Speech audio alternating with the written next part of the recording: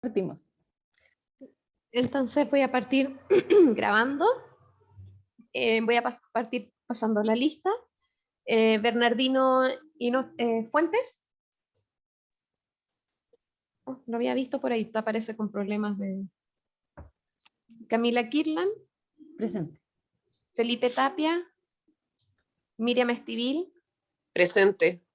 Carmen Elwin. Carlos Becerra. Pablo Vial. Juan Cabello. Presente. Carmen Nadal. Presente, buenos días. Gloria Ramírez. Hola, buenos días, presente. Buenos días Elizabeth, a todos. hola doctora. Elizabeth Cabello. María Inés Romero. Esos son. Súper. Tenemos 7 de los 12 comisionados, por lo tanto tenemos 4. Antes de partir, Camila, no tuvimos comentarios del acta anterior, por lo tanto se da por aprobada, que en verdad era del trabajo del informe. Y un segundo punto, me gustaría presentar a la doctora María Inés Romero. Ella es la nueva comisionada que fue nominada desde la Subsecretaría de Salud Pública en reemplazo del cargo vacante de Jimena Barros. ¿Ya? Su cargo es hasta que hagamos, era uno de los cargos que se renueva en septiembre-octubre. ¿Ya? Entonces va a ser nuestra comisionada durante este periodo. Es su primera reunión, así que vamos a hacer como una contextualización bien general, doctora. Yo igual le voy a mandar la presentación donde están las funciones y el objetivo de esta comisión, pero a modo general es una comisión de ciudadana, vigilancia y control de la ley Ricardo Soto, conformada por representantes de las agrupaciones de pacientes, de la sociedad científica y expertos del área, de las universidades, de las facultades de medicina y expertos del área de la salud, que hasta el momento ha sesionado de manera mensual, inclusive algunas veces con más de una reunión por mes, y la función principal es realizar recomendaciones en torno a la implementación de la ley Ricardo Soto a los ministros de Hacienda y de Salud. En el proceso que están ahora es después de un año de trabajo, un año un poquito más de trabajo, ustedes tienen que elaborar un informe anual de recomendaciones, el cual, lo que mencionaba Camila, es en el que están trabajando ya por lo menos unos 3 meses intensamente en recolectar información, en generar estas recomendaciones o estas conclusiones, y deberían entregarlo ya próximamente, que es todo el trabajo levantado durante desde septiembre de 2020, que empezamos a sesionar. Entonces, no, empezamos a sesionar enero, porque habíamos tenido el estallido, fue como bien, sí, fue como bien ahí, después la pandemia, empezamos como marzo 2020, por ahí, marzo, abril 2020 empezamos a sesionar, o septiembre 2020, no me acuerdo bien. Entonces, ha sido el informe que van a entregar ahora, va a ser producto de todo ese tiempo. Por lo tanto, esta reunión, no sé, Camila, va a seguir siendo el tema del informe, todavía no es de planificación del 2022, así que eso tengo yo por decir. Camila es la presidenta, fue elegida desde las primeras reuniones como la presidenta de la comisión. Joan. No, Tamara, doctora. Bueno, para los que no están, Joan está con licencia, así que no sé cuándo irá a volver, y después se le junta con su prenatal, así que lo más probable es que ya no vuelva a las reuniones, así que voy a estar yo con las sesiones de ahora en adelante, hasta nuevo aviso. Gracias, Tamara. Oye, bienvenida entonces, puede ser un respaldo largo esto.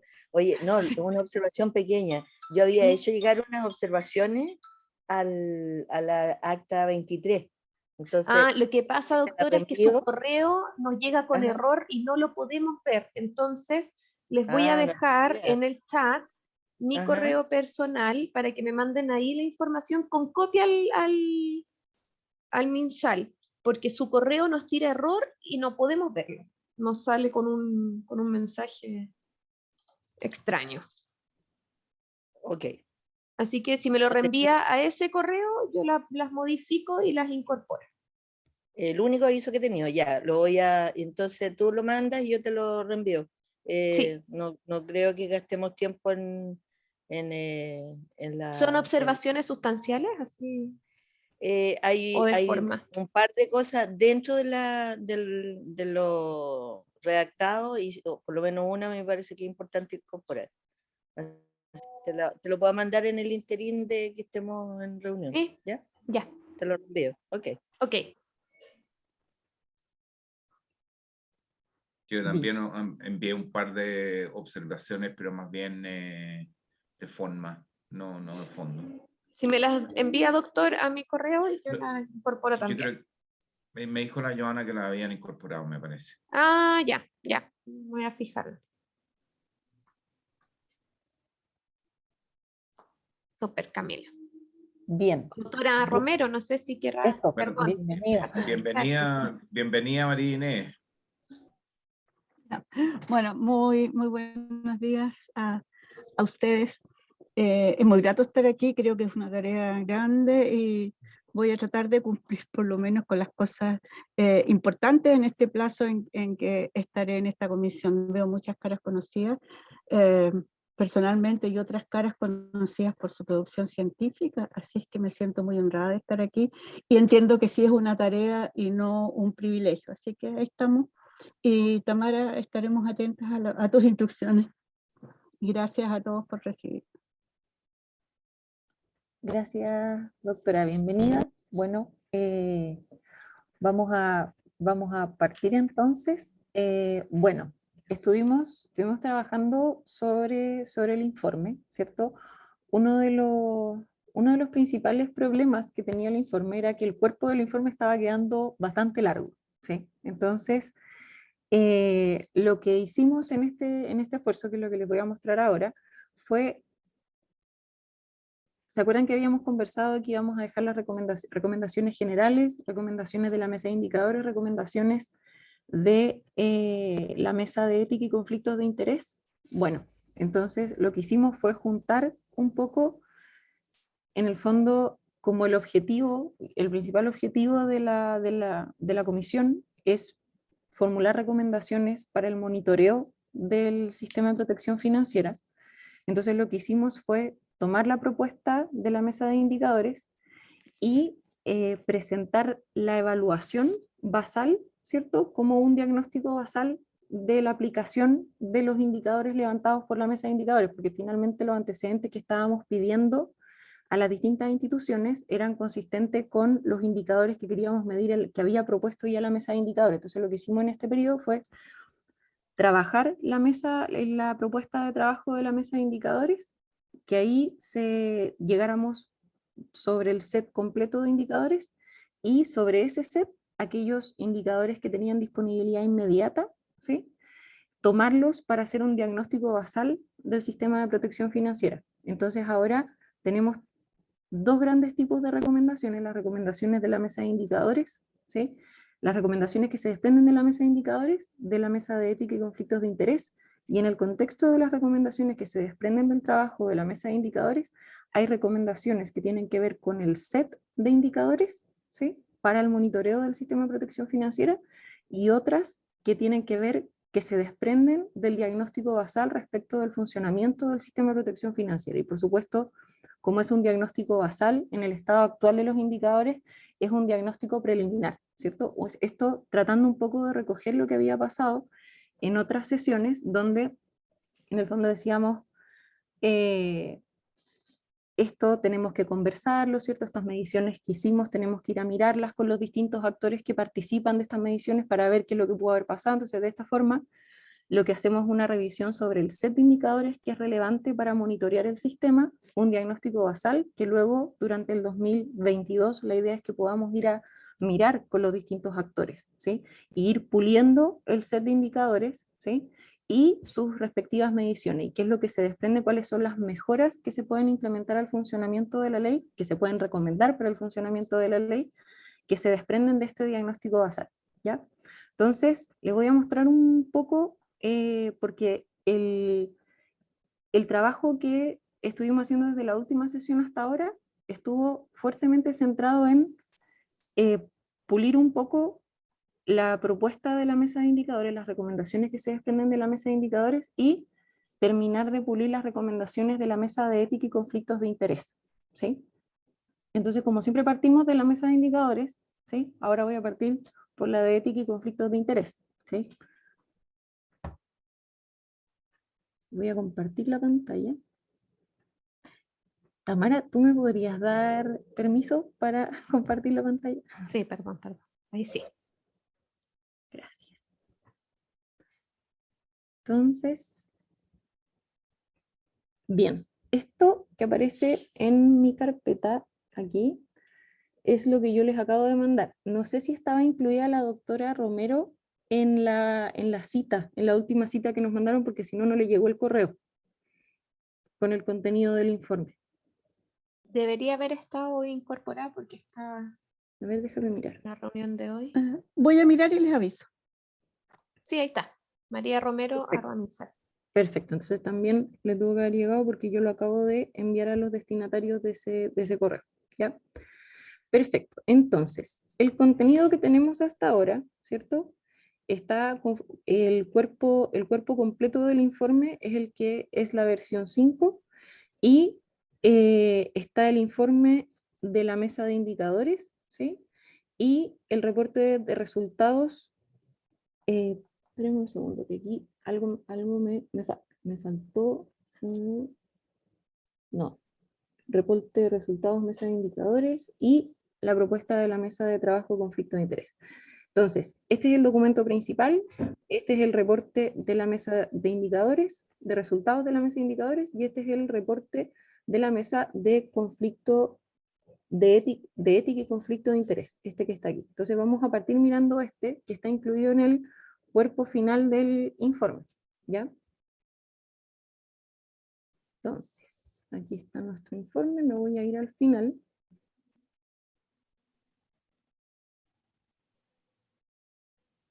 Aquí estamos. Entonces voy a agrandar un poquito esto.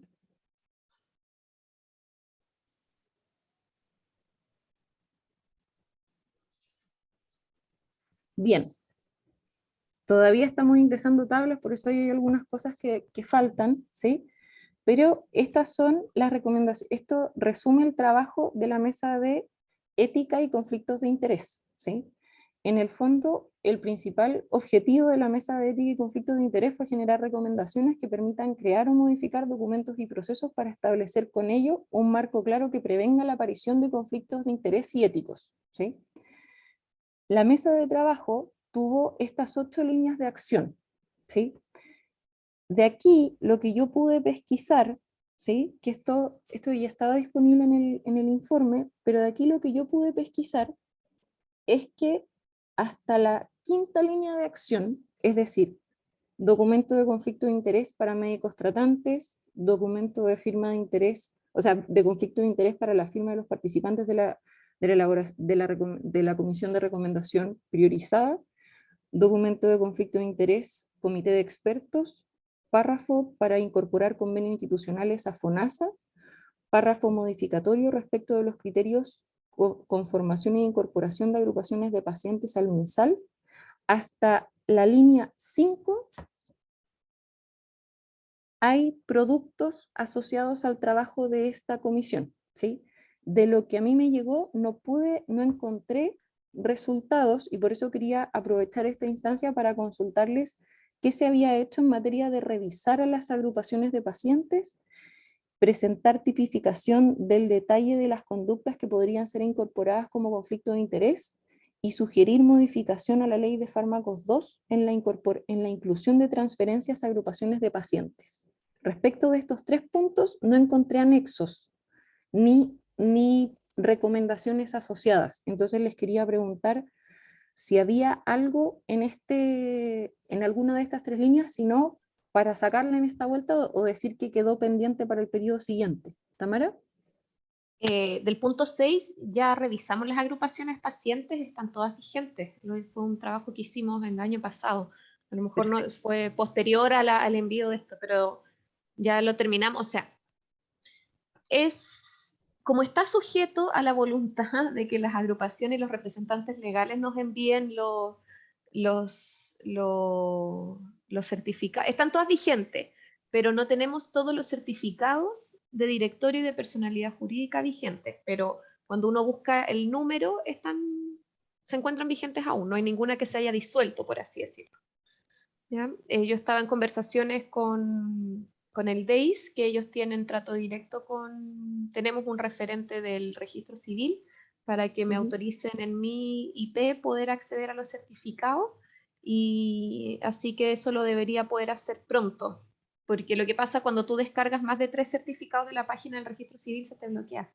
Entonces se te bloquea la IP. Entonces lo que iban a hacer desde el registro civil es que iban a desbloquear mi IP de la oficina para poder descargar yo todos los certificados y así no estar sujeto a las que lo tengamos que solicitar a los representantes de cada agrupación. Pero eso se incorporó, ya están todas vigentes para el proceso de ahora, de que vamos a tener que empezar en un tiempo más. Perfecto. Camila, yo en el Drive te puse ahí una observación en el punto, en el punto 6, en relación a con qué criterios se iban a revisar o qué elementos se iban a utilizar para la revisión, porque yo creo que ese punto apareció ahí porque Felipe Tapia manifestó que habían algunas agrupaciones que incluso no tenían pacientes o que eran medias fantasmas. Entonces, no sé si exactamente cuáles van a ser los criterios que se van a utilizar para revisar las agrupaciones vigentes. Sí, respecto a eso, perdón, doctor, nosotros revisamos lo que nos pide la norma, o sea, que estén con personalidad jurídica vigente y con directorio vigente. Si bien el directorio fuimos un poco más flexibles por el tema de pandemia y de que había que hacer votaciones y todo, y entendemos que estaban, ¿cómo se llama? Estaba más complicado poder actualizar el directorio, pero sí que estuvieran todas con personalidad jurídica vigente. Dentro de las otras cosas que había mencionado Felipe en algún momento, eso tiene que ver ya con un cambio del reglamento y habría que colocarlo como, porque los otros criterios cuando uno les pide es para postular, y esos son revisados por jurídica, que se cumple, que sean relacionados con temas de salud, que sean patologías posibles de cubrir por la ley Ricardo Soto, los otros criterios eso lo revisa jurídica y son parte de la postulación, pero para que puedan seguir siendo parte del registro nacional es que sigan siendo, una vez aceptadas, si se mantienen vigentes, se mantienen en el registro. Entonces, cualquier otra modificación habría que revisar la normativa y ver cuáles otras actualizaciones de los reglamentos tendríamos que hacer. Y yo me acuerdo lo que dice usted, Pablo, porque era lo que decía Felipe de que, no sé, que tengan un número, que tengan actualizado los asociados, que se junten. Yo me acuerdo lo que había dicho Felipe, pero no sé en qué habrá quedado después en las conversaciones. Claro, como establecer algunos criterios o elementos, además de lo estrictamente jurídico que mencionas tú, Tamara, que era exactamente eso. Sí, Tamara, disculpe, voy a dar mi opinión. Recuerdo que en esa ocasión se manifestó también de que se iba a pedir participación o un listado de integrantes que lo iba a solicitar de alguna forma el ministerio para complementar la información que debería tener las agrupaciones de pacientes en los registros del MinSal, porque justamente habían y se manifestó que hay algunas agrupaciones de pacientes o fundaciones que no trabajan con pacientes y hay 1 o 2 personas que la representan. Y por otro lado, también es importante el certificado de vigencia de los directorios, porque yo conozco 1 o 2, al menos, agrupaciones o fundaciones que ya prácticamente no funcionan y están vigentes porque la fundación aparece vigente en el registro civil, pero los directorios, algunos están hasta fuera del país. Entonces, yo sé que es complejo, pero ya es posible realizar elecciones, ya es posible renovar documentos en el registro civil, porque nosotros como fundación lo acabamos de hacer y no es tan complejo. Lo que se necesita sí es el interés de las agrupaciones de pacientes que regularizar toda la información, porque hay muchas agrupaciones de pacientes de que por una u otra razón, por falta de tiempo para actualizar su directorio, y hay muchas agrupaciones de pacientes que hoy día están sin tener los directorios vigentes. Y los directorios son muy importantes porque son los que toman decisiones. ¿Ya? Eso quería aportar nada más. Juan Francisco. Sí, gracias, Carmen. Sí, yo creo, respecto a esos 3 puntos, yo creo que varias cosas respecto a cada uno, pero trataré de ser preciso. Respecto al tema de las agrupaciones, yo creo que como una de las 3, que yo creo que son cosas que arrancan un poco a la función de esta comisión, yo creo que, pero me parece perfecto que aparezca como una sugerencia más que como una acción propia de la comisión. El tema, por ejemplo, de las agrupaciones vigentes, yo supe y la Miriam nos puede contar porque asistió, no sé si me imagino que el Bernardino también, y hubo una reunión con la actual administración. Hay un personaje del representante de los pacientes en el gabinete de salud pública, la Cecilia Rodríguez, y se está trabajando precisamente, lo primero que se anunció es que iba a haber un nuevo registro y se iba a modificar y mejorar el registro de pacientes. Entonces yo creo que eso es algo que ya hay novedades de que es lo que se está haciendo y que no depende necesariamente de esta comisión. Lo segundo, lo mismo, lo segundo, el punto 7. Otro de los proyectos que estoy metido ahora es tratar de generar un marco para la generación de políticas de conflictos de interés, algo que acá los gringos tienen súper desarrollado. Y en eso, claro, o sea, una política de conflictos de interés no solamente, por supuesto, un formato de declaración, sino que son mecanismos para la detección precoz, para la prevención, ¿cómo se llama? Para la denuncia, para el seguimiento y la resolución de diferentes conflictos de interés, un concepto que nosotros en Chile claramente todavía no tenemos. De hecho, acá en esta universidad particularmente son como los reyes de las políticas de conflictos de interés, y ahí me ha tocado tener un par de entrevistas con algunos personajes. Entonces, yo creo que, claro, el punto 7 simplemente lo que trata de hacer notar es que el tema de conflictos de interés es mucho más que una declaración, y que se requiere no solamente tipificar las conductas que podrían ser incorporadas, sino que generar mecanismos que además permitan su prevención, evitar situaciones de potencial conflictos de interés, generar también instancias donde se puedan denunciar estas situaciones y donde se pueda hacer un seguimiento. O sea, el punto 7 probablemente se refiere más a plantear la necesidad de una política de conflictos de interés, más que solo el manejo que hoy día le estamos dando al conflicto de interés, que es discutir si se declara o no se declara y cómo se declara, digamos. Y el 8, bueno, ahí sí, claramente eso no depende de nosotros, y que es algo que se está discutiendo hoy día, que es el famoso tema de las agrupaciones o los pacientes como sujetos de derecho y todo eso, que es algo que también la misma Cecilia Rodríguez ha defendido por largos años, y que ahora, estando en el gabinete del subsecretario, supongamos que también se va a hacer algo que se va a plantear. Pero, insisto, yo creo que es bueno que aparezcan estos 3 puntos. Puede cambiar la reacción de acuerdo a lo que acabamos de conversar, pero me parece que debiera estar dentro de las recomendaciones de la mesa de trabajo de ética y conflicto de interés. Eh, pero de ahí a que dependa o que haya un producto, no me parece que sea necesario en ese sentido, digamos. ¿Ah? Eso. Bien.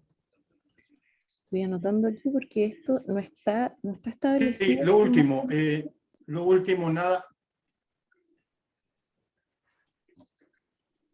nada más que para recordar que para reelegir a los representantes de la Comisión de Vigilancia y Control en el caso de las agrupaciones de pacientes, es necesario de que tengan los registros al día y que sea corroborado la información, porque recordemos que para tener derecho a voto tiene que estar toda la información actualizada de las agrupaciones de pacientes.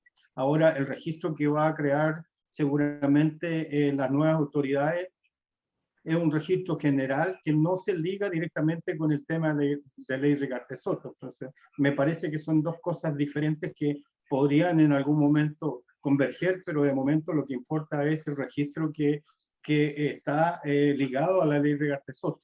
Entonces, en ese sentido, creo que es importante, por lo menos el registro que ya existe, revisarlo. Nada más que eso. Gracias.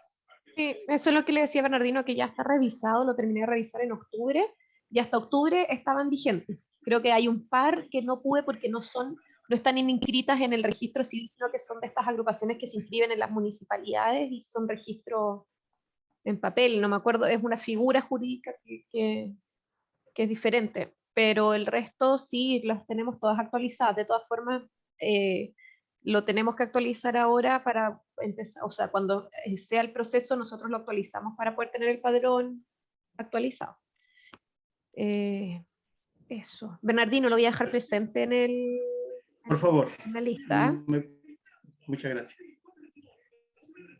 Bien, a mí se me genera una duda en función de lo que estamos conversando, porque aquí hay un punto, una línea de acción que tiene un producto que está incluido en el informe que se llama presentar párrafo modificatorio respecto de los criterios de conformación y de incorporación de agrupaciones de pacientes a registro MinSal, ¿sí?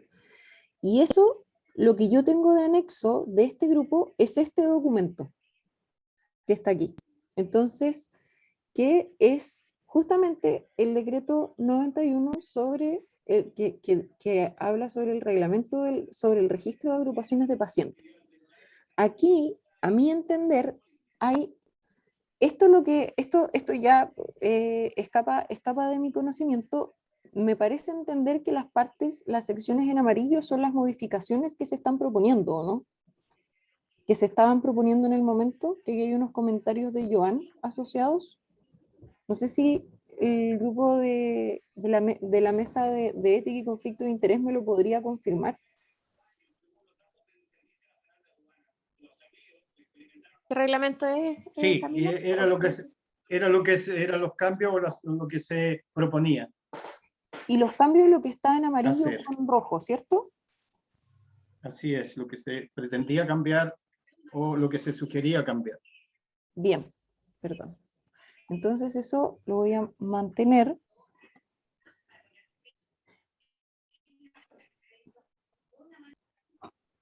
Bien, ¿no pudiera ser que se revisara agrupaciones de pacientes vigentes estuviera condicionado al cambio de ese decreto? No, eso es imposible, ¿cierto? O sea, No, porque por el, no era... sí, no creo, porque por el momento la revisión que tenemos que hacer es lo que yo te mencionaba, y si es que podemos cambiar ese decreto, podemos hacer de nuevo otro tipo de revisión. Bien, aquí me falta una recomendación, porque en el fondo, ¿cuál sería la recomendación para la ley de fármacos 2? ¿Cierto? O sea, ¿cuál es concretamente la recomendación de la mesa de trabajo? Porque eso sí que no estaba incluido.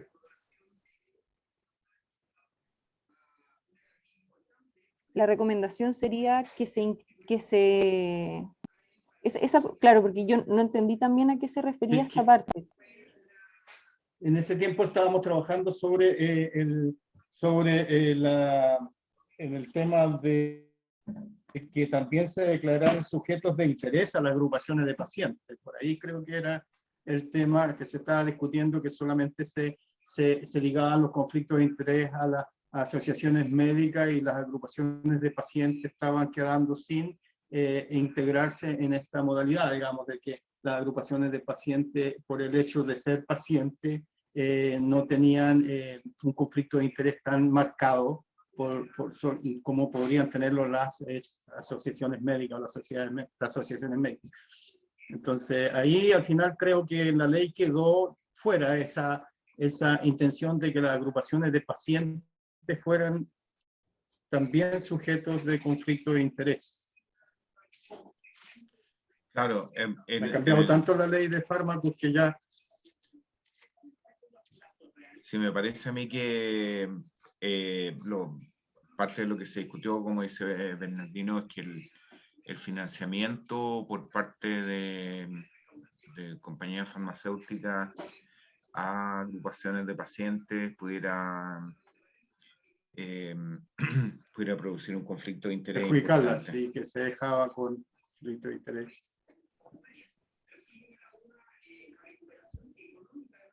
Y aquí concretamente, ¿cuál sería la recomendación? ¿Esta recomendación se mantiene? ¿La sacamos? ¿Concretamente seguiría siendo lo mismo? O sea, ¿sería esa sugerencia aún? Sí, la recomendación era que las agrupaciones de pacientes declararan los posibles conflictos de interés en relación al financiamiento.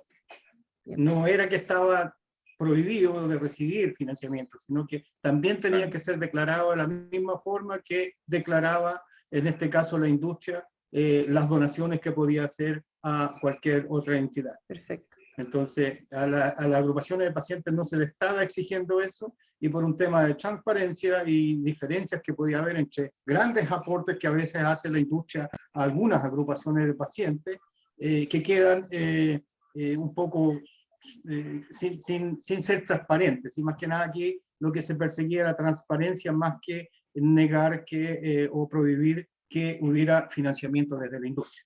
Ese era el tema. Exactamente, eso fue lo que se discutió.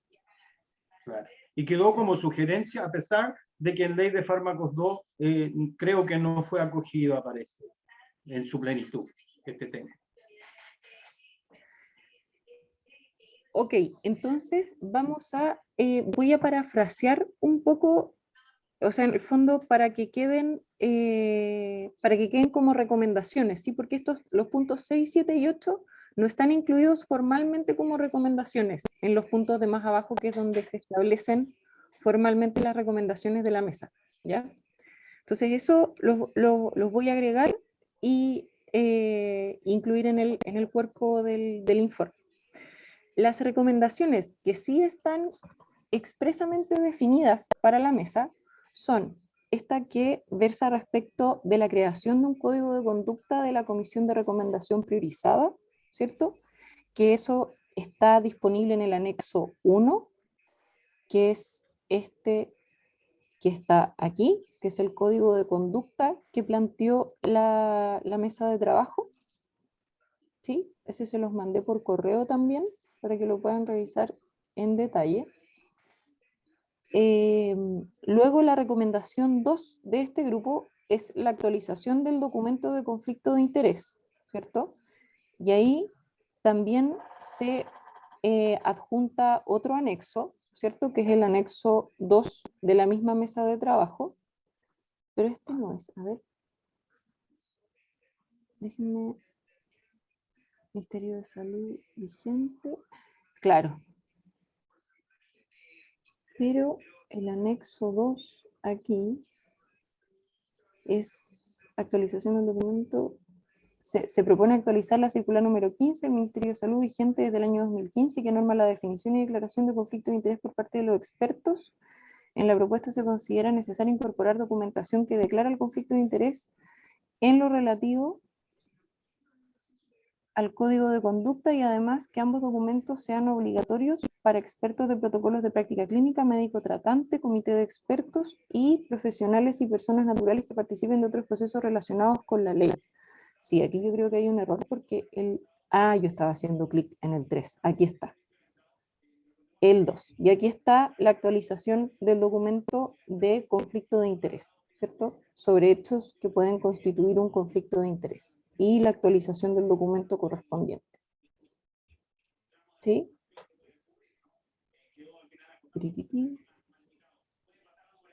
Luego, también hay una recomendación respecto del conflicto de interés en la red de prestadores, ¿sí? Y ahí sí es el documento que tenía un párrafo modificatorio, que en el fondo es que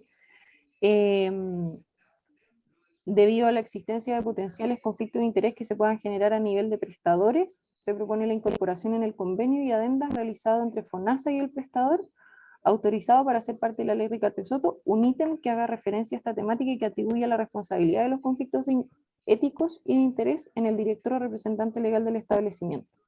Y ese también está disponible, y está el párrafo, la modificación aquí, este sí es, que es este, y conflicto de interés en las agrupaciones de pacientes, que en definitiva se identifica como grupo de riesgo de presentar conflicto de interés a las agrupaciones de pacientes, lo que estábamos conversando, organismos que tienen un rol relevante en los procesos de la ley 20.850. Para prevenir este posible riesgo, se propone realizar una actualización en el decreto 91 del año 2015, que contiene los criterios para la solicitud de incorporación en el Registro Nacional de Agrupaciones de Pacientes. Esta actualización está enfocada a solicitar respaldo de participantes, permitir la solicitud de actualización de antecedentes de forma periódica y a poder eliminar del registro a aquellas agrupaciones que no cumplan con los criterios determinados. Esta actualización se informa en el anexo 4, ¿sí? Que es este que está aquí, ¿cierto? Que este es el que acabamos de mirar, ¿sí? Entonces, lo único que voy a procurar aquí es que efectivamente todos los elementos que están en la tabla del inicio, que son líneas de acción, tengan alguna recomendación asociada, ¿cierto? Porque los últimos puntos no estaban tan relacionados a alguna, ¿ya? Entonces, ahí los vamos a incorporar aquí en el contexto de alguna de estas categorías, ¿ya? También incorporamos el documento que había elaborado, o sea, incorporamos las recomendaciones que se desprendían del documento que había elaborado la doctora Nadal, que hablaba del conflicto de interés en el proceso de abastecimiento de fármacos, ¿sí? Aquí esto sí que requiere de revisión, pero en definitiva aquí hay un documento anexo que es el anexo 5, que creo que ese no se los mandé, entonces lo voy a buscar enseguida, pero el anexo 5 es un documento que se llama, en lo que les mandé, Recomendaciones, Conflicto de Interés, Ley Ricarte Soto, ¿sí? Que ese es el documento completo, ¿sí? Que es este que se ve aquí, ¿sí? Este documento es un documento elaborado por la doctora Nadal, bueno, y revisado por los miembros de la mesa de trabajo, ¿cierto? Que describe un poco la situación relativa al conflicto de interés en el contexto del abastecimiento de fármacos e insumos para enfermedades de alto costo, ¿cierto? Y finalmente formula hacia el final, ¿cierto? Formula perdón que pase tan rápido, pero pasos para la gestión del conflicto de interés, ¿sí? Entonces lo que incorporamos ahora en el informe fue la conclusión de este análisis y la referencia al documento, ¿cierto? Y finalmente quedó incorporado de esta forma, ¿cierto? En general, el análisis de la gestión del conflicto de interés en la normativa chilena para la regulación del proceso de abastecimiento da cuenta de una brecha. Esto, doctora Nadal, es lo que yo pude concluir del documento, ¿sí? Así que esto sí que requiere absolutamente su revisión, ¿sí? Pero me pareció que en conclusión, ¿cierto? Uno de los principales hallazgos es que da cuenta de una brecha en el sistema privado con respecto al sector público en la declaración respecto del manejo de conflictos de interés, ¿sí? En todo lo que rodea el abastecimiento de fármacos, ¿sí? Y aquí lo que extrajimos un poco del documento fue este flujo que se plantea en el documento respecto de la gestión de conflictos de interés relativos al abastecimiento de fármacos y el estado de la normativa vigente, ¿cierto? Entonces aquí hay algunos casos donde la normativa se declara incompleta y otros en donde se declara completa, y en aquellos puntos donde la normativa se declara incompleta es donde se ven problemas principalmente respecto de cómo se presenta y cómo se administra el conflicto de interés en el abastecimiento de fármacos en el sector privado, ¿sí?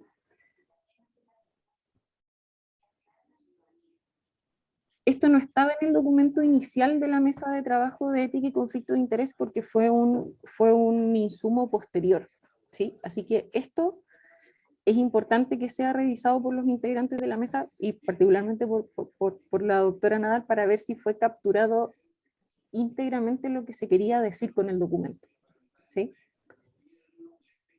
No sé si tienen algún comentario al respecto. ¿Cuál es el conflicto de interés o sea, la regulación que está presente en el sector público y no está en el sector privado? Sí, ahí no sé si está la doctora Nadal. Parece que no. Interesante. Estaba. Ahí está. Ahí Está está, sin... sí. Carmen está sí. sin voz.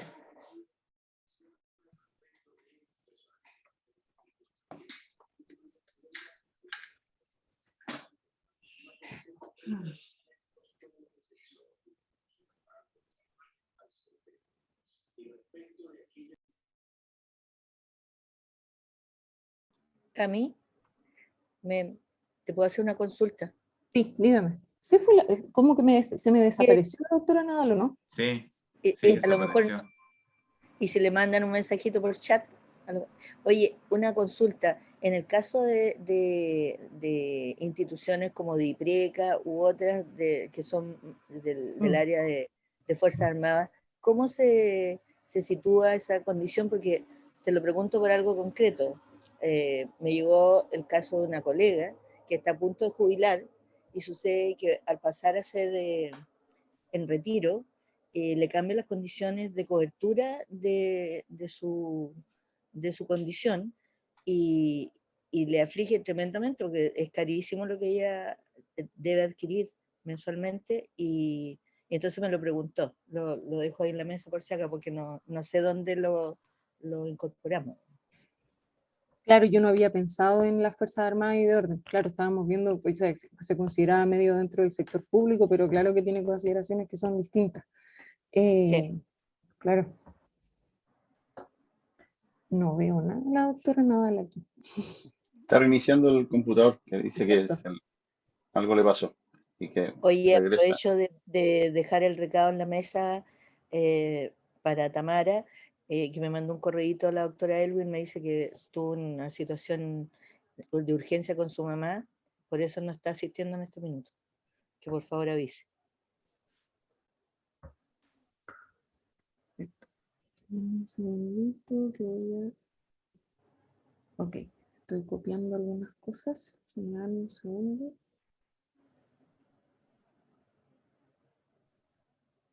Mientras vuelve la doctora. Voy a meter aquí.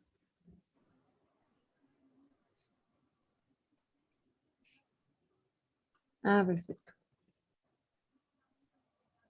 Listo.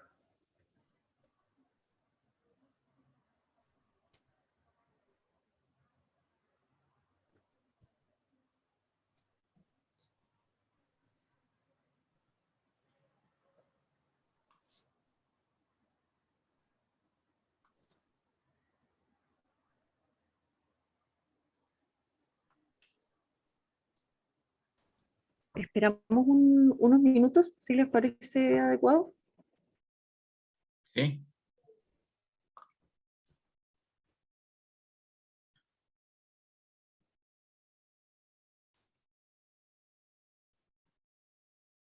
Y, Cami, de todas maneras, tú nos mandaste los documentos, yo chequeé, están recibidos. ¿Cuál va a ser la forma de trabajar con estos documentos? ¿Van a seguir en el Drive? Yo los voy a volver a subir al Drive, ¿sí? Lo que pasa es que cuando los subí al Drive, de pronto me preguntaban si los podía mandar directamente. Entonces, con las modificaciones que tenemos ahora, yo los voy a volver a subir en una carpeta para que los trabajemos ahí y puedan ir dejando las observaciones, ¿sí? Yo particularmente les pediría porque hay algunas cosas que a mí me resultan más dentro del contexto de lo que yo hago, ¿cierto? Como lo que pasa con los indicadores, ¿cierto? Todo lo que tiene que ver con evaluaciones, ¿sí? Pero todo lo que dice relación con la mesa de ética y conflictos de interés escapa un poco de mi zona de confort. Entonces, si ustedes quieren modificar algo, si sienten que hay alguna forma de decirlo mejor, si sienten que faltaron recomendaciones ahí, siéntanse con plena libertad de incorporarlas, ¿cierto? Particularmente en ese apartado, porque ahí ese está muy, muy, muy lejos de mi zona de confort. Así que yo lo voy a volver a subir el documento ahora con estas actualizaciones saliendo de la reunión, y así que ahí yo lo que les pido es que... Camila, y yo había hecho observaciones en el documento, ¿esas están incorporadas o cómo? Aquí todavía no, así que si te parece, porque no las alcancé a mirar todas antes de ingresar, vi algunas solamente y no las alcancé a enmendar. Entonces, las observaciones que tengan, adelante, ¿cierto? O sea, yo realmente ahí, porque necesita un segundo par de ojos, entonces sobre aquellas materias que ustedes se sientan con más propiedad, ¿cierto? Yo creo que modifiquen lo que consideren que se entendería mejor de otra forma, ¿cierto? Yo no tengo ningún problema. Específicamente la pregunta es, ¿tendría que volver a hacer todas las anotaciones, las sugerencias? Porque vamos a trabajar sobre otro documento. Sí, si no fuera demasiada molestia, sería ideal. Por favor, perdón. Ya, después te voy a preguntar algunas cosas respecto a lo que sale del financiamiento en el informe, pero esperemos que resolvamos primero este punto. Bien.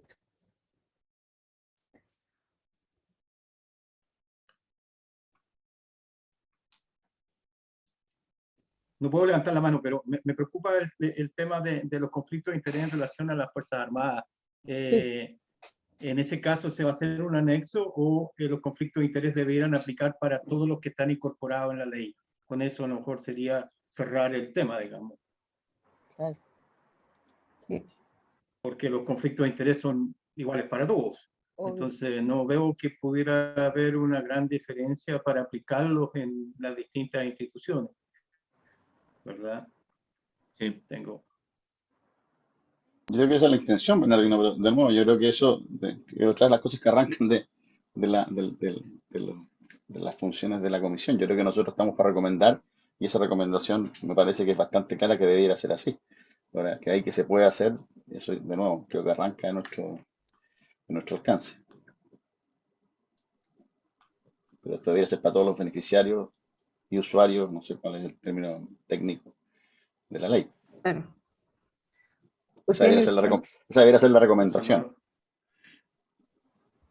claro, o Sí, sea, en el sí, fondo la la parte recomendación del es que sector público debiera aplica incluir, para todos. claro, la Debería parte ser así. del sector público debiera incluir a las Fuerzas Armadas en el fondo. Claro. Pero quizás habría que colocar una mención para que se reafirme eso, nada más. Sí, sí, yo creo que merece la explicitarlo porque tenemos un patchwork. Si uno ve los derechos, digamos, en distintas condiciones de aseguramiento, ¿cómo se llama?, de beneficio, tenemos diferentes condiciones, por compararlo, por ejemplo, con el GES o en esta condición de la ley Ricarte. Por lo tanto, yo creo que lo razonable es explicitar el punto, aún diciendo que los derechos y los deberes son para todas las organizaciones lo mismo. Ahora, en el caso de las adquisiciones, hay diferencias de condiciones en el caso entiendo, de IPRECA o sea, de la Fuerza Armada en general. No todos están obligados, digamos, a comprar por abastecimiento, qué sé yo, o sea, las condiciones de respaldo financiero me parece que son distintos, por lo tanto hay que explicitarlo. Aquí está la Carmen, dice que sigue con problemas. Me mandó un párrafo grande en WhatsApp que se lo voy a copiar. Estoy abriendo el WhatsApp en el computador para poder copiárselo. Pero si quieren se los leo. Porque me pone, favor explicar esto respecto a la pregunta del doctor. Para la primera etapa no existe una regulación respecto a los conflictos de interés.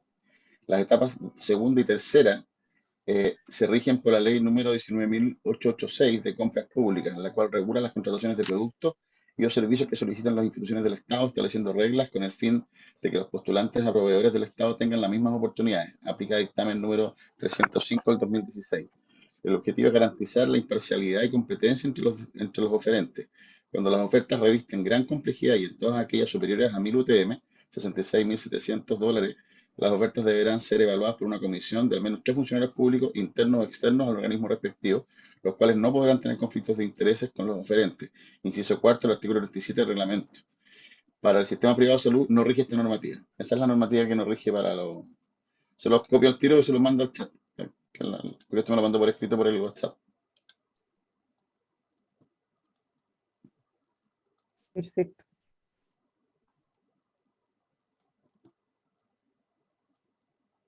Dice no sé, que tiene problemas con el computador, pero si no se le abre.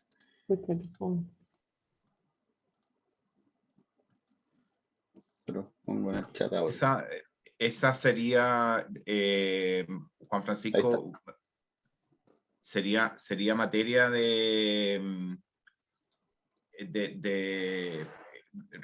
relacionada con la ley Ricardo Soto. Así como entiendo lo que manda la Carmen, yo de leyes no entiendo nada. Así que, pero por lo que pone la Carmen ahí, me parece que sí. Me parece que sería por eso justificaría el comentario del informe. Que habrían cosas que rigen para lo privado y lo público, y un poco lo mismo que hablábamos con respecto a Fuerzas Armadas. Yo creo que debería ser una norma. Si estamos hablando de recortes Soto, drogas de alto costo, me parece que debería ser una norma igual para todos. Y de nuevo, así como y esto ya es cosecha personal, así como yo lo entiendo, insisto, yo creo que son recomendaciones de la Comisión de Vigilancia Ciudadana. Luego, no quiere decir que eso vaya a ocurrir, digamos. Porque Claro, desconozco si detrás de esto hay razones, por ejemplo, comerciales. Ahí me puede decir alguien del ministerio que no es posible hacerlo porque no sé qué cosa. Perfecto. Pero desde la recomendación del Comité de Conflictos de Interés de la Comisión de Vigilancia Ciudadana, me parece razonable la recomendación. Eso, insisto, esto es cosecha personal. Estimado, un comentario, o sea, me tengo que retirar porque tengo otra reunión que se me traslapa, pero Camila, te dejo de host. Perfecto. Y de todas formas queda grabado en la nube y después yo hago el acta y bajo el video y todo. Perfecto. Gracias, Tami. Gracias. Y Camila, espero que me reenvíes el correo con el informe Sí, para yo ir revisando. eso, yo te lo reenvío, no te preocupes. Sí. Ya. Muchas gracias. Chao, chao. Gracias. Gracias, Tamara. Camila, Chao, gracias, Dígame. Tamara. Gracias. La pregunta mía iba orientada a que todas las adquisiciones de medicamentos u otros de la ley Ricardo Soto se realizan en el sector público. Entonces, ¿cuál es la atingencia de esta observación? Sí, es una buena pregunta.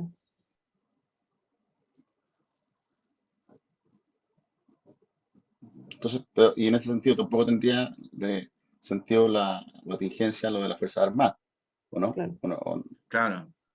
Claro, porque todas las adquisiciones son hechas en forma centralizada por el Estado, por Senabaste.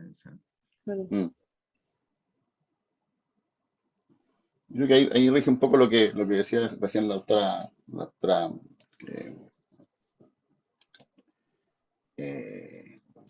ay, que se me desconecta. Ramírez. La doctora Ramírez, perdón, en el sentido de remarcar en el fondo la necesidad por un tema más histórico. Ahora, claro, porque quizás en el futuro esto pudiera modificarse. Si bien, claro, la compra de medicamentos no corresponde a los privados ni a las Fuerzas Armadas, pero sí la administración, en algunos casos. Y ahí eventualmente pudieran haber situaciones que sería necesario explicitar de esa manera.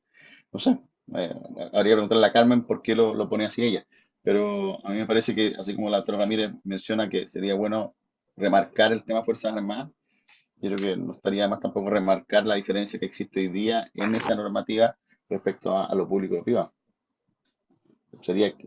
Lo veo así como justificación. No sé si Carmen lo puso por otra razón. Sí, como que a mí me faltan elementos para entender eso. Cami. O verlo al revés, ¿cuál es el problema de que no vaya, de que vaya, digamos? Claro. No me parece que sea Cami. redundante. O sea, ¿Gloria? lo que pasa es que está hablando de algo que no es un problema, en el sentido de que si todas las adquisiciones se hacen, y crea confusión, si todas las adquisiciones se hacen centralizadas por parte del Estado, ¿por qué estamos levantando ese punto?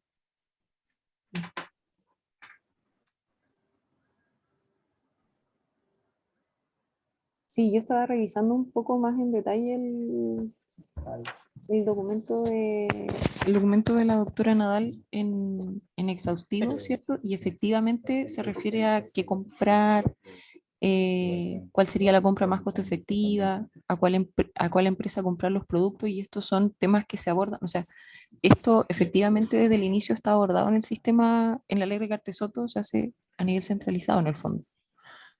Entonces yo creo que, claro, o sea, de pronto uno podría hacerlo ver en el contexto de que las solicitudes ciudadanas pueden partir de sociedades, o sea, como de dónde salen las solicitudes que se enmarcan en el contexto de la ley de Cartesoto, ¿cierto? Pero eso parte un poco antes de qué es lo que se va a comprar. Entonces, no sé si queda tanto en el contexto de la adquisición finalmente de fármaco insumo. Ahí está la Carmen de nuevo. Sí, Perdón, ahí. ahora sí, oye, disculpen que me falló el computador, todo. Ya, pero veo que están revisando el documento, porque les iba a pedir eso. Sí. Carmen, la pregunta del doctor Vial era ¿por qué incluir lo privado si las compras se hacen a nivel centralizado público? ¿Por qué incluir esa crítica? Claro, porque incluir el problema de la diferencia entre lo público y privado en el tema de conflictos de interés y las compras se hace exclusivamente en lo público. Claro, lo que pasa es que el análisis que nosotros intentamos hacer fue como del sistema en general, por lo menos eso es lo que yo le pedí a mis asesores, donde está ahí Jaime, que tuvo que ver, digamos, con la ley de fármacos 2, como para ver cómo se incluía en general el Estado en los conflictos de interés, no un sistema versus el otro, por eso incluimos el tema del privado. Pero mira, aquí en esta misma página, un poquito más arriba, a ver, en la página 2, a ver, en la página,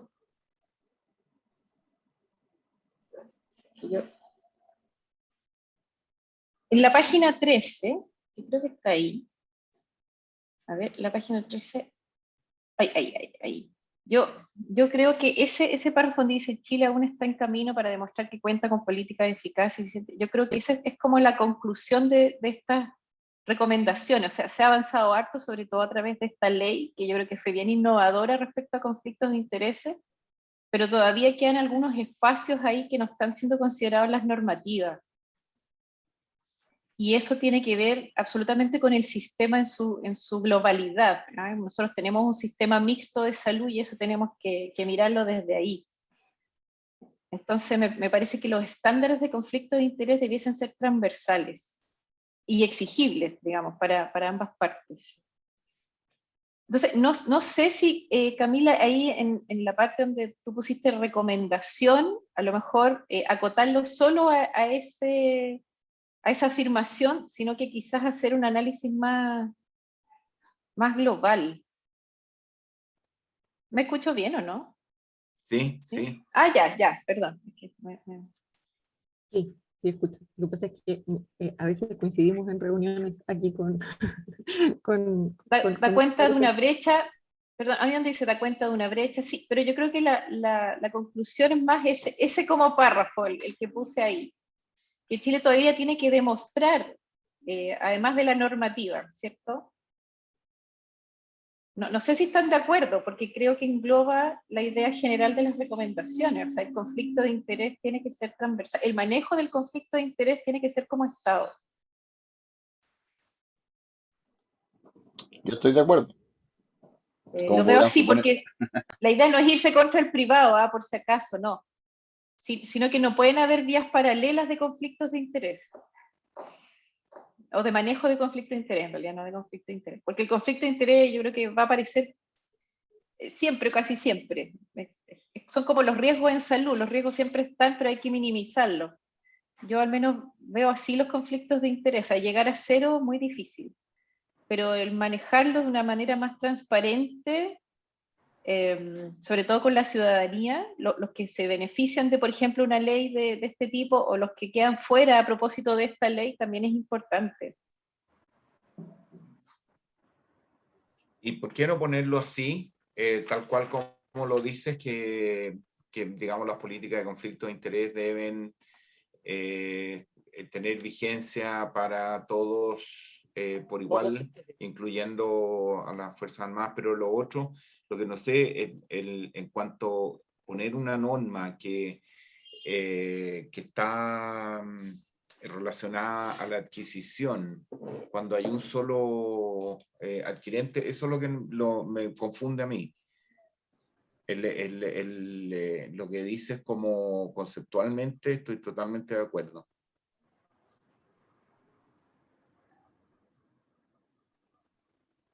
¿Por qué no ponerlo en esa recomendación así? Me refiero a la O sea, adquisición de... fuera de lo que significa adquisición de fármaco, o... Claro, Doctor Vial, ¿y usted está pensando en la central de abastecimiento al referirse a un solo adquirente? claro. O sea, en el caso de Ya. la ley que nos convoca, que hay un solo, Ah, solamente claro, ahora entiendo, sí. las adquisiciones son hechas solamente por una institución, digamos. No hay participación ni de las Fuerzas Armadas, ni de privados, ni nada, sino que están centralizadas. Nada más.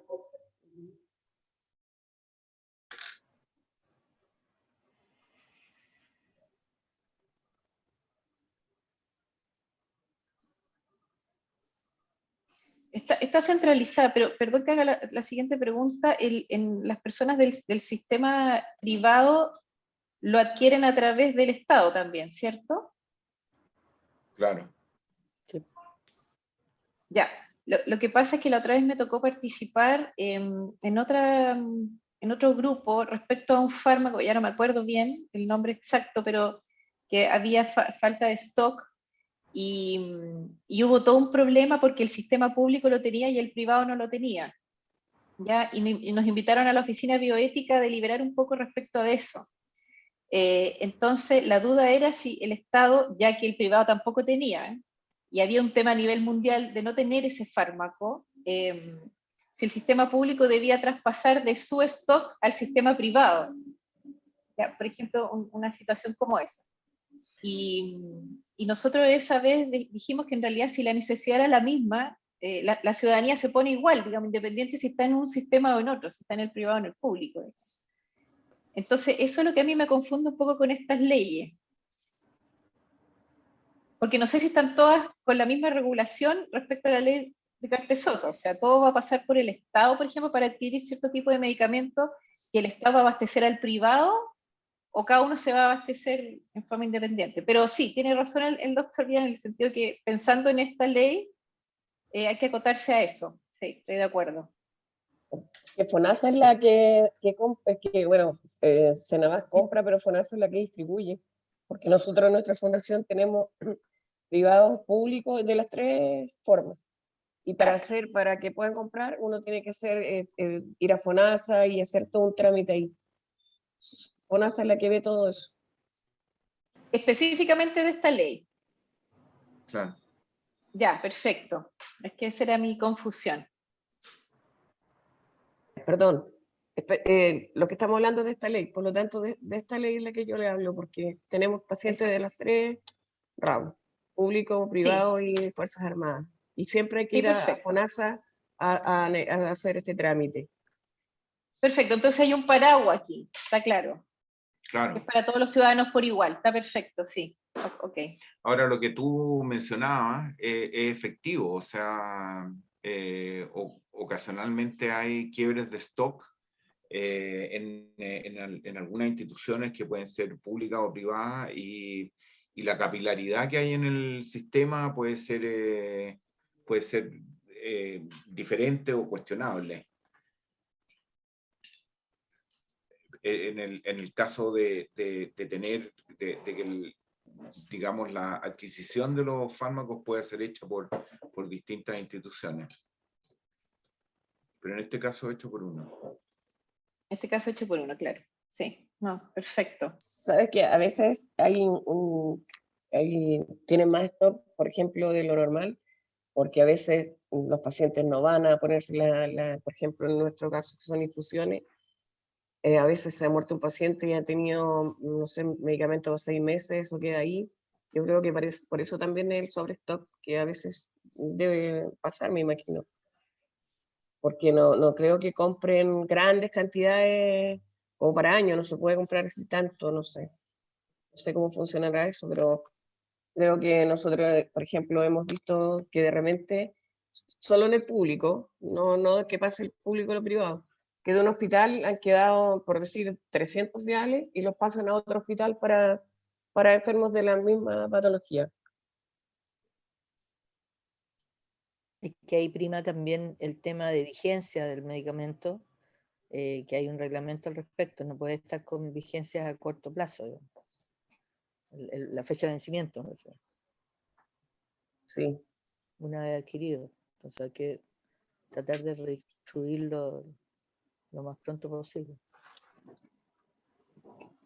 Ahora, si bien, Dos cositas que te quería decir. Al margen, primero, que creo que en esta etapa del informe se requiere coparticipación jurídica antes de que lo entreguemos, y entonces yo creo que hay que actualizar esa participación fundamental, porque ninguno de nosotros somos jurídicos y podemos hacer alguna redacción que no esté correctamente dicha, digamos. Y lo segundo, que era por la participación de la doctora Romero, a contar de ahora, que una de las condiciones de nuestras recomendaciones es que la ley contempla para la CCBC, es que nuestras recomendaciones no son vinculantes. Eso.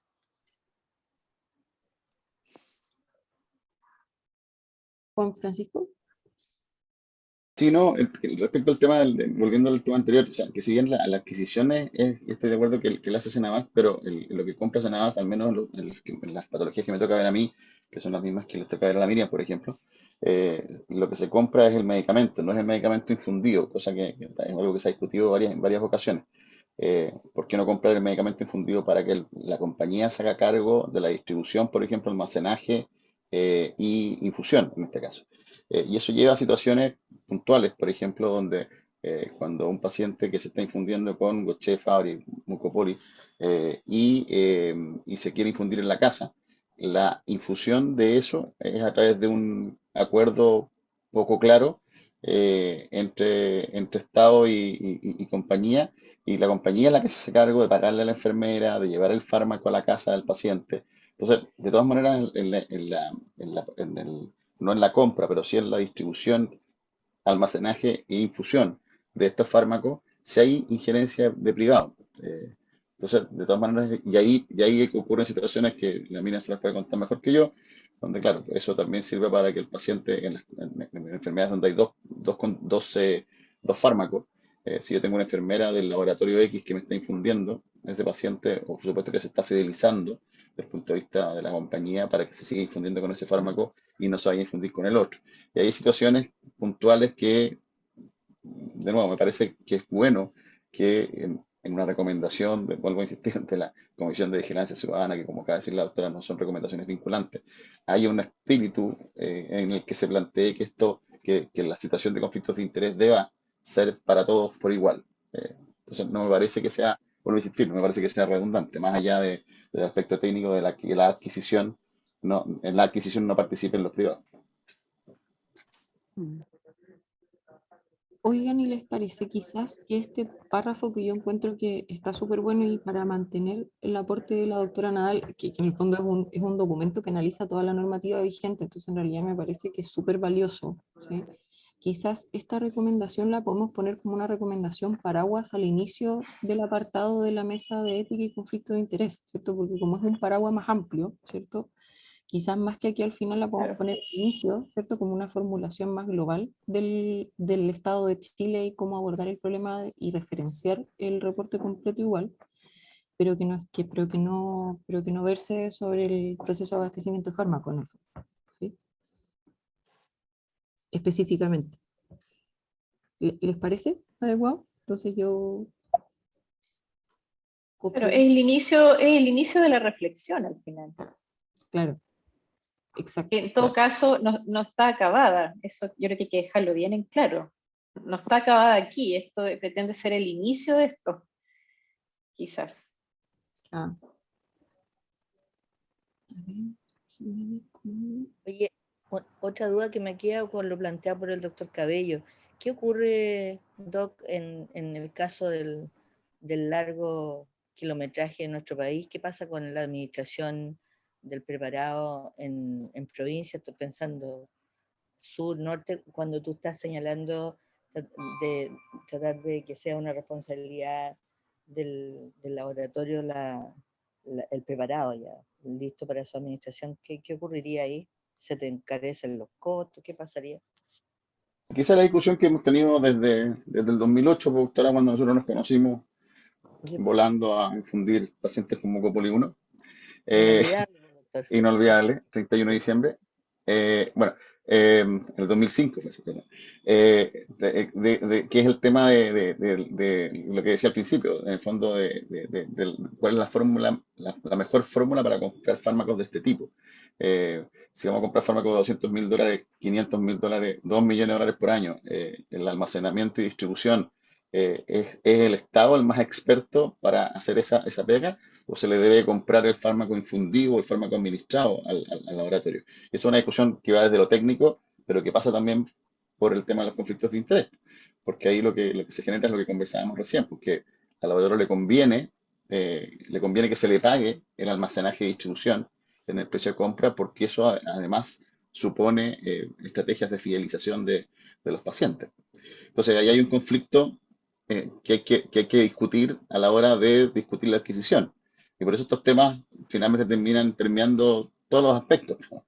Adquisición, distribución, infusión, y no solamente la discusión de si se acepta o no se acepta un fármaco en la ley. Entonces, por eso es que, de nuevo, o sea, nos damos cuenta que una vez más que estas cosas se meten en cada aspecto de la ley. ¿Mm? Entonces, yo creo que eso, o sea, esa discusión la tuvimos en el 2005, la tuvimos en el 2008 cuando Roche fue piloto GES, la volvimos a tener en Ricardo Soto. Y cuál es la mejor estrategia de compra y distribución y qué aspectos, además de los técnicos y económicos, deben considerarse. Por ejemplo, los aspectos éticos. Entonces, eso yo creo que es un tema relevante.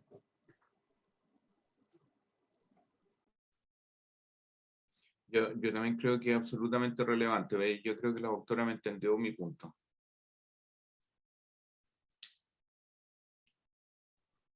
Bien, entonces del informe voy a retirar esta parte que, sí, doctora Nadal, sí, me confirma, porque esta parte del proceso, esto sí versaba específicamente del abastecimiento de fármacos en el fondo, ¿cierto?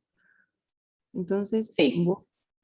perfecto, entonces voy a retirar esta parte y vamos a dejar la conclusión al inicio del conflicto de interés en general, ¿cierto? Como un paraguas, ¿cierto? Para partir la discusión, si les parece adecuado.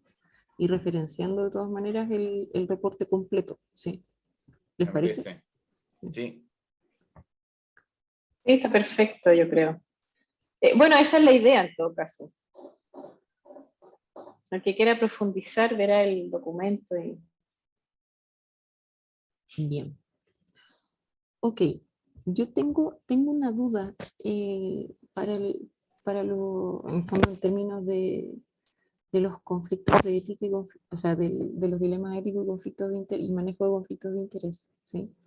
Que en el fondo el objetivo de la comisión es formular recomendaciones a partir del monitoreo del sistema de protección financiera, ¿cierto? Desde el punto de vista de la mesa, o sea, desde el punto de vista de y lo que estamos haciendo, perdón, es formular un sistema de monitoreo, ¿sí? Entonces, mi pregunta es, ¿cómo podemos monitorear ¿hay alguna forma? Porque aquí están las recomendaciones de cómo abordar el conflicto de interés y los dilemas éticos, ¿sí? ¿Hay alguna forma en que estos componentes, lo que se desprende de las recomendaciones, lo podamos convertir en un indicador que podamos monitorear, por ejemplo? O sea, como estoy pensando como porcentaje de los médicos que tienen de los médicos que prescriben tratamiento en el contexto de la ley de Carta de Salud, que tienen su declaración de conflicto de interés vigente, por ejemplo. Porque eso sería súper relevante, o sea, yo creo que sería una conexión bien interesante si pudiéramos de la misma mesa de ética y conflicto de interés poder desprender indicadores que podamos monitorear, ¿cierto? Que podamos monitorear desde el punto de vista de esto. Entonces, no sé qué les parece, si se les ocurre alguno.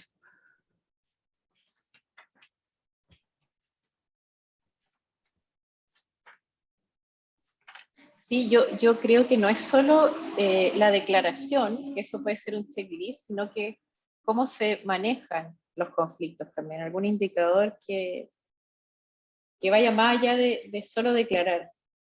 O sea, que también es importante identificar, porque yo creo que una de las brechas que hay es que se identifican poco los conflictos de interés. Uno tiene que estar como con el radar y ser como muy acucioso en eso es como la primera parte. Pero la segunda, y quizá la más importante, es ver cómo se ha manejado un indicador en relación al manejo, yo creo. O a la transparencia, no sé.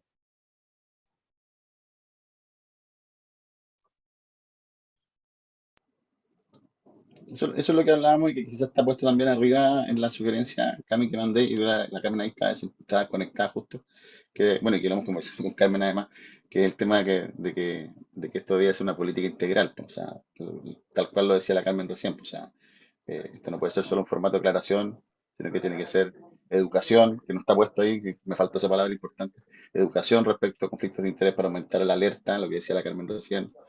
Tiene que haber mecanismos de detección precoz, tiene que haber mecanismos de seguimiento, tiene que haber mecanismos de denuncia. Todo eso es lo que se entiende en el mundo como una política integral de conflictos de interés. Entonces, cómo poner eso en la recomendación, no tengo idea, pero es un poco la idea, digamos. Tratar de englobar esos aspectos porque volvemos al tema, o sea, nos damos cuenta que en cada aspecto que discutimos aparece el tema de conflicto de interés. Entonces, creo que es importante, siempre y cuando exista la alerta necesaria. Si no existe la alerta, los conflictos de interés no existen. Entonces, yo creo que ahí es donde está, cómo encerrar eso en una recomendación es complejo. Pero me parece que debiera ir, insisto, en el contexto de un informe de una comisión de vigilancia ciudadana que se preocupó de este aspecto. Eso voy.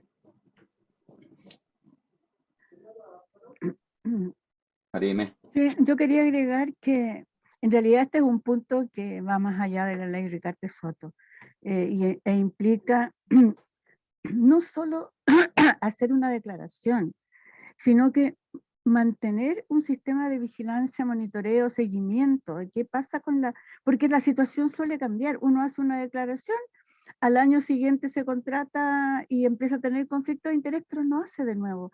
Yo creo que aquí se abre algo que afecta no solo a la ley, pero que sería importante mantener, que hay que informar y capacitar a las personas y tener algún sistema de control. Si no sacamos nada con tener este sistema, si no hay un sistema que controle. Pero dejarlo explícito de alguna manera, pero considerando en mi experiencia que es súper difícil de mantener el seguimiento y el control. En cosas parecidas que nos tienen que llegan a la Superintendencia de Salud. La gente de la Superintendencia nos dice no tenemos ninguna capacidad de controlar. No tenemos ninguna capacidad de controlar esto. Y yo creo que ese es nuestro tema. Entonces ahí va la palabra que acaba de decir Juan Francisco, que es la educación. Si aquí tenemos que partir por un cambio de conducta, por un compromiso de conductas permanentes, y ahí vamos que hasta el pregrado de las carreras de salud, particularmente la de los médicos, si esto no tendríamos que tener necesidad de fiscalizar, tendríamos que tener tal compromiso que la actitud ética sea personal y comprometida. Reflexión nomás. Acá en esta universidad donde estoy yo existe una figura que se llaman los oficiales de conflictos de interés, los Conflict of Interest Officers, y los oficiales están para eso, son los pacos de los conflictos de interés y es donde se denuncia, donde ellos hacen el seguimiento, donde te llaman, cuál fue el financiamiento para tu viaje, cómo vas a ir, este proyecto que tú tienes, qué porcentaje de tu sueldo te paga, y se preocupan de hacer el seguimiento de las normas que ellos ya tienen desarrolladas hace muchos años.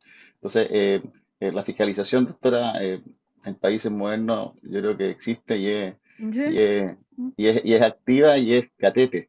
¿Ah? La gente le tiene Mm. harto miedo a los oficiales de conflicto de interés. Sí, sería bien interesante conocer esos documentos, los lineamientos, las pautas, si es un checklist, si es una observación, no sé. Pero bien En eso, interesante, bueno, en eso, tú vas a en eso llegar, estamos, doctora. tú vas a traer toda esa experiencia fantástica con Estamos conflictos. tratando de armar un cuento a ver si resulta. Ahí les contaré cuando que no se queme Perfecto. el pan en la puerta del horno, pero ojalá que podamos llegar a algo medio Ya, armado. cruzaremos los dedos. Gracias. De todas maneras, Cami, yo creo que, digamos, la pega de este informe se trata de identificar como los puntos relevantes y la propuesta de generar una política, yo creo que engloba todo. No sé si tengamos que establecer esa política, o sea, delinearla, porque va mucho más allá de la pega que podemos hacer. Pero Sí, establecer que es necesario, eso es obvio. sí, de acuerdo, sí. En el fondo es solamente porque, bueno, en la parte de indicadores, ¿cierto? Y recomendaciones para el sistema de monitoreo, ¿cierto? Yo creo que sería súper importante incluir el monitoreo de los dilemas, o sea, en el fondo del conflicto de interés, en el fondo, ¿cierto? O sea, y de estas actividades, ¿sí? Un poco porque vamos a tener estas recomendaciones respecto del sistema de monitoreo, de los indicadores, ¿sí? Entonces, si se necesita en este contexto, eh, yo lo voy a pensar para el tema de la mesa de indicadores, qué indicadores pudieran ser, pero por lo menos frasearlo así, ¿sí? Como que se necesita trabajar en indicadores que en el fondo vayan haciendo monitoreo de esto, ¿cierto? De los conflictos de intereses que suceden, cómo van cambiando, de las actividades de educación, de prevención y de denuncia del conflicto de interés, ¿sí? Eso. Oye, Cami, estoy pensando en el tema de los indicadores en este punto. Sería medio injusto quizá el pensar en, por decirte, en una tasa de cierto fármaco por médico especialista que tiene determinado número de pacientes, porque a lo mejor es porque su calidad de especialista concentra determinadas patologías. No me cabe duda que me pasaría con el doctor Cabello, porque tú que tienes concentrado, ¿cierto? Entonces quizás tendríamos que pensar más en lo cualitativo que en lo cuantitativo en indicadores. No sé qué piensan los demás.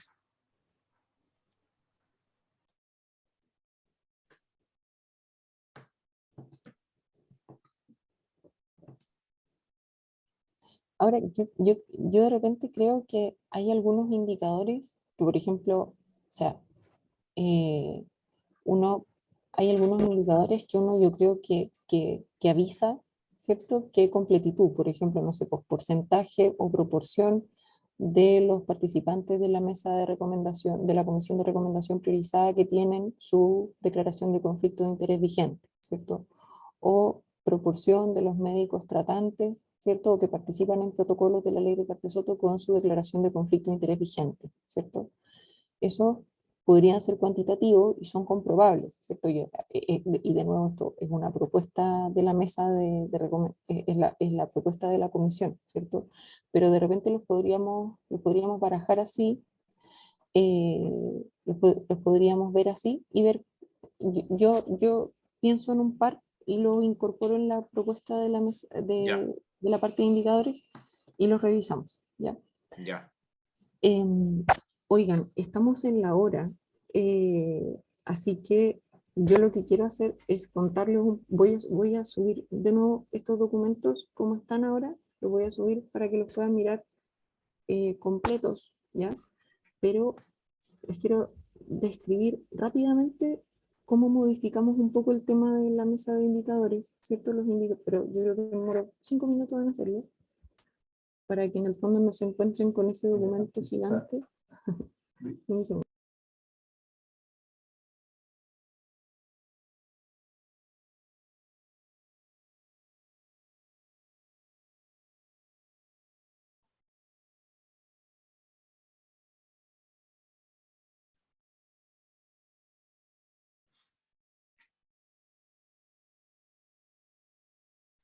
Entonces, Camila, la forma en que vamos a trabajar es que van a estar nuevamente en el Drive, porque si no te van a llegar 8 Sí. documentos distintos. Sí, lo que pasa es que es importante que las observaciones, o sea, que en el fondo se dejen consignadas las modificaciones en el Drive, pero cuando se hacen, yo igual tengo que incorporar esas modificaciones en el documento que está bajado, porque por alguna razón el Drive pasan esas cosas a veces, que como que cuando uno escribe en el documento, cambia el formato. Entonces, cuando ustedes hagan la modificación ahí, yo igual voy a tomar eso y lo voy a poner en el documento oficial y después lo vuelvo a subir.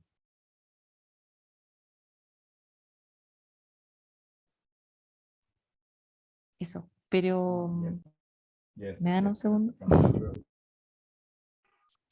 Me disculpan todos, lamentablemente tengo otra reunión acá en el ministerio. Quedo atenta a cualquier cosa, muchas gracias. Gracias, Carmen. Gracias. Oigan, muy rápido, en el fondo, esto es lo que les quiero comentar un poco. Lo que hicimos para presentar el trabajo sobre los indicadores fue revisar, había una propuesta de trabajo previo de la Oficina de Coordinación de Garantías, entonces eso lo revisamos, ¿sí? Para poder extraer lo relevante, ¿sí? Se usó como antecedente a la propuesta de la mesa de indicadores, se definió un marco conceptual, se hizo una revisión de marcos conceptuales para el monitoreo de sistemas de monitoreo de sistemas de programas de atención en salud, ¿sí? A partir de eso se formuló una propuesta inicial de indicadores y luego se evaluó la propuesta inicial de indicadores en términos de la factibilidad de la medición, la validez, la oportunidad y la relevancia e importancia de los indicadores, ¿ya? Luego, en el fondo tenemos dos tipos de recomendaciones, ¿sí? Hay algunas que van a decir relación con la propuesta del conjunto de indicadores del sistema de monitoreo y un diagnóstico basal, ¿sí? Entonces, un segundo. Estamos aquí con algunos problemas internos, perdón.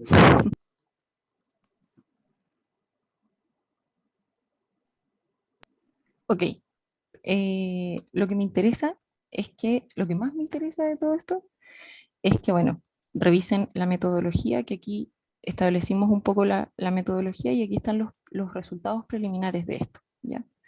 Están los indicadores que se identificaron a priori, los marcos conceptuales que se revisaron para formular el set de indicadores, que ahí está el marco conceptual que utilizamos, la propuesta inicial de indicadores fundamentalmente, la evaluación de la factibilidad, cómo fue toda la evaluación, los resultados de la evaluación de la relevancia de los indicadores, que fue en base a las encuestas que hicimos con las agrupaciones de pacientes y con ustedes, o sea, con nosotros en realidad. La evaluación de la validez del conjunto de indicadores, y esto es lo que más me interesa, que en el fondo lo que hicimos fue que el marco conceptual de indicadores que tenemos lo transformamos en preguntas, ¿sí? Que eran exhaustivas respecto del funcionamiento, respecto del monitoreo de un sistema de programas de atención en salud, ¿sí? Entonces, cada una de las dimensiones de este marco conceptual que está acá arriba, perdón, lo transformamos en preguntas con respuesta que nos pueden llevar a indicadores, ¿sí? Y lo que hicimos es que esta propuesta inicial de la mesa de indicadores, revisamos su completitud en función de este marco conceptual. Entonces, a partir de ello, a partir de eso es que vamos a formular nuestras recomendaciones respecto del set de indicadores, ¿sí? Y con ese set de indicadores que se pueden evaluar de forma inmediata, es que vamos a formular nuestras recomendaciones respecto del funcionamiento del sistema de protección financiera a partir del diagnóstico basal, ¿sí? Eso ahora sí ya lo logré. Entonces entonces lo que hicimos fue pasar lo que estaba en la parte completa del informe, aquí a la parte del informe de los resultados de la mesa de indicadores. La idea es las recomendaciones que se desprenden de esta parte que queden en el documento principal, para que quede más expedito el documento, para que no quede tan eterno como estaba quedando. Y, y aquí al final, en los anexos de este documento, ustedes van a poder ver la formulación inicial de indicadores, la evaluación de la factibilidad e importancia de los indicadores que se hizo con las agrupaciones de pacientes y con los representantes de la comisión, y la evaluación de la validez de contenido de los indicadores, que aquí es cómo tradujimos cada uno de los dominios y subdominios a preguntas que pudieran tener respuesta, y vimos si había algún indicador en la propuesta inicial de indicadores asociados a esa pregunta. Entonces con eso evaluamos la amplitud de la propuesta inicial de indicadores nuestra, y la amplitud y la exhaustividad, en el fondo la profundidad de la propuesta inicial de indicadores. Entonces la idea es que con estos resultados nosotros tengamos recomendaciones del set de indicadores y del diagnóstico del funcionamiento basal, ¿ya? Así que eso era lo que les quería decir de la parte de indicadores. Entonces todo esto está en el anexo, que es el reporte del trabajo de los resultados de la mesa de indicadores, ¿ya? Perfecto. Entonces yo todo esto lo voy a subir al Drive en una carpetita nueva, y ahí lo que ustedes vayan en el documento principal, o sea, lo que ustedes vayan modificando a mí me aparece, así que yo eso lo extraigo y lo incorporo en el documento para que la próxima vez que lo miremos tengamos el documento con todas las modificaciones que se hayan hecho en el camino, ¿ya? Así que la metodología de trabajo sería, me interesa que se revise la parte de la mesa de trabajo de ética y conflictos de interés. Si pueden revisar en el fondo, si tienen algo que agregar, si consideran que se puede escribir mejor de alguna forma, adelante, ¿sí? Y de la parte de los indicadores, bienvenido sea si lo quieren, si lo quieren revisar, ¿sí? Ojalá lo revisen. Es que está un poco largo, por eso es que de repente Pero si quieren revisar algo, lo que sí me interesaría que revisen es el anexo 3, que es de la evaluación de la validez del contenido de los indicadores, si es que faltó alguna pregunta, ¿sí? Para que en el fondo podamos tener un juicio que no sea solo mío respecto de la exhaustividad del conjunto de indicadores, ¿sí? Esa es un poco lo que sí me encantaría que pudieran mirar con detalle, ¿sí? Que es el anexo 3 de la evaluación de la validez del contenido de indicadores.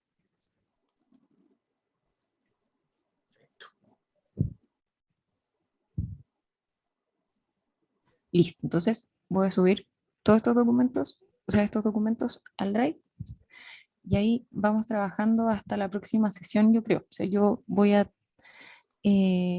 seguir trabajando sobre el documento final, voy a ir subiendo en la medida que vayamos actualizando, pero yo creo que ya la próxima sesión ya deberíamos tener el informe completo. Camille, Dígame. y pensando en que en algún minuto vamos a enfrentarnos